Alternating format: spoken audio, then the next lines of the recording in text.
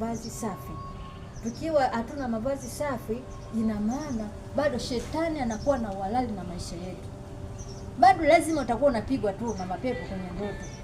Lakini tukiwa na mavazi masafi, tukiwa watakatifu, tunakaribia kile kiti cha enzi, tunakutana na ule mto wa uzima. Tunachukua yale maji ya mto wa uzima. Tukichukua yale maji ya mto wa uzima, tunakuwa na zile roho 7 za Mungu. Roho 7 za Mungu, kuna roho ya ufahamu, roho ya maarifa, hekima, ushauri, uponyaji, uweza, uchaji wa ibada. Yaani kunakuwa na zile roho 7 za Mungu, inakuwa tunamvaa Mungu mwenyewe. Yaani ukanywa maji yale ya mto wa uzima ambayo tunapewa bure, yaani unakuwa umemvaa Mungu mwenyewe. Unavaa zile roho 7 za ukamilifu wa Mungu. Tukivaa zile roho 7 za ukamilifu wa Mungu, tunakuwa washindi na zaidi ya kushinda.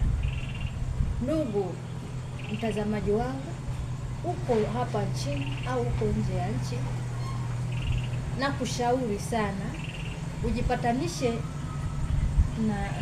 na Mungu kwa damu yake Yesu, ili uwe na amri ya kukisogelea kiti cha rehema kwa ujasiri, kwa ajili uweze kuushinda ulimwengu.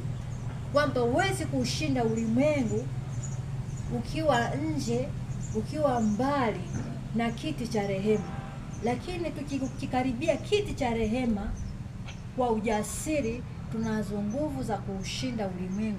Tunazo nguvu za kulishinda giza la dunia hii. Ndugu yangu, Mungu akubariki. Tutakutana tena siku nyingine. Ubarikiwe sana. Basi kwa neno hili, amua leo ujipatanishe na Mungu wa mbinguni kwa damu ya Yesu, ili upate ujasiri wa kukikaribia kiti cha rehema na upate yale maji ya uzima ambayo yale hayabadilishwi na kitu chochote. Ubarikiwe sana ndugu mtazamaji.